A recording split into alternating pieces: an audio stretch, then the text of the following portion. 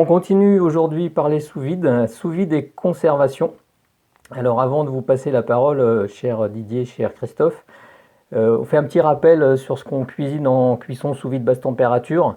Ce ne sont bien sûr que des produits frais. Il n'y a ni conservateur ni additif, hein, petite précision essentielle. Voilà, messieurs, j'aimerais vous écouter aujourd'hui sur donc les avantages du sous vide, qui est d'ailleurs un énorme avantage, hein, vous le verrez, et la conservation.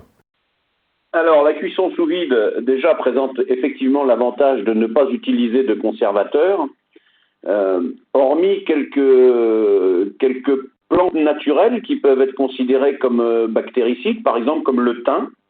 Le thym, quand on ajoute du thym dans un plat, le thym est un bactéricide naturel, mais il y en a également d'autres. Nous avons la cannelle, qui est un bactéricide, fongicide et virocide naturel. On a le gingembre qui est également qui a des effets bactéricides et virocides. On a le pamplemousse, bizarrement, le pamplemousse qui est un effet antibactérien à spectre large. On a l'ail, l'aloe vera, donc tout ça sont des plantes qui ont des effets bactéricides et qui aident à la conservation. Donc quand on fait une préparation sous vide et qu'on utilise ces plantes-là, on augmente encore la qualité bactériologique du contenu. Christophe pourrait peut-être nous en dire quelque chose. Oui, il y a le clou de girofle aussi. Non, mais je crois que tu l'as bien résumé. Tu as bien résumé le sujet. Alors combien de temps peut-on conserver donc je le rappelle, des produits qu'on a cuisinés sous vide, hein, donc ils sont cuits. Combien de temps peut-on les conserver? Alors, ce qui se conserve le moins bien, c'est effectivement le poisson, parce que le poisson est cuit à des températures beaucoup plus basses. Donc, le poisson va se conserver maximum 8 à 12 jours.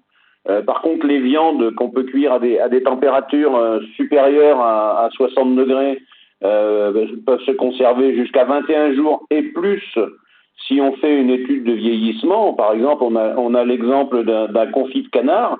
Le confit de canard peut se conserver jusqu'à 360 jours.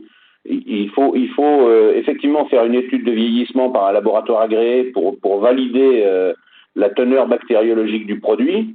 On a le riz qui peut se conserver de 15 jours à 4 semaines. Tous les légumes qu'on cuit à 85 degrés se conservent en moyenne 35 jours.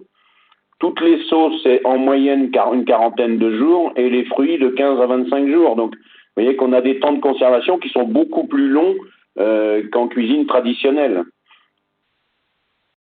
D'accord. Et qu'en est-il de la qualité, par exemple, d'un produit qui a été conservé comme ça un jour, une semaine et 15 jours? Est-ce qu'on peut dire que la qualité est constante, par exemple? Pour moi, la qualité est totalement constante d'un bout à l'autre de la conservation. Il n'y a absolument aucune altération de la qualité. Au contraire, pour certains, il va même y avoir une amélioration de la qualité au niveau gustatif, puisque les goûts vont se renforcer.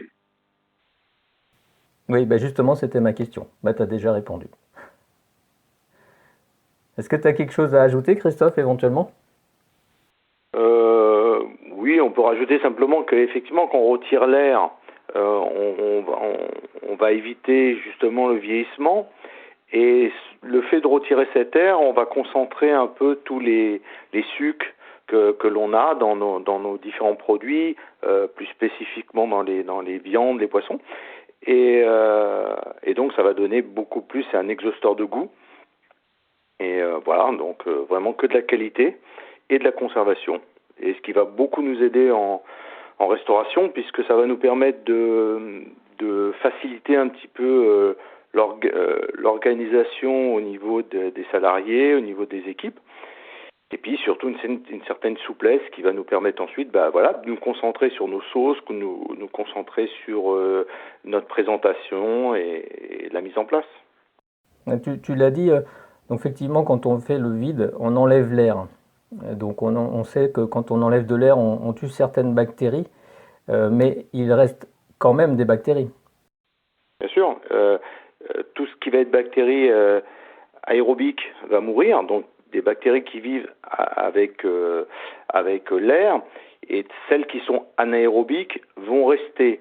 Cependant, par exemple, comme dans les viandes, le fait de snacker nos viandes avant de les mettre en conditionnement va permettre de réduire, j'allais dire, ce risque potentiel de bactéries anaérobiques. D'accord. Pour résumer, est-ce qu'on peut dire qu'il y a quand même moins de risques de contamination avec cette technique-là? Alors, si on respecte tous les principes, c'est-à-dire utiliser des produits extra frais, et quand on travaille avec de la cuisine sous vide, on ne doit utiliser que des produits extra frais. Par exemple, un poisson doit être cuit sous vide dans les 48 heures après la pêche. Une viande doit être utilisée le plus frais possible, c'est-à-dire dans le premier tiers de sa durée de vie présumée. Donc si on respecte ces principes-là et qu'on le fait dans des conditions d'hygiène absolument drastiques qui sont nécessaires pour la cuisine sous vide, il y a beaucoup moins de risques et qu'on respecte les procédures de refroidissement, bien sûr. Il y a beaucoup moins de risques qu'en cuisson traditionnelle. C'est évident. Voire même c'est un pouce à faire les choses bien, car moi je me suis rendu compte que le fait d'enseigner la cuisson sous vide, les gens changent de philosophie, changent de façon de procéder, et très vite on voit que les gens nettoient leur plan de travail, leur couteau, leur planche à découper, etc.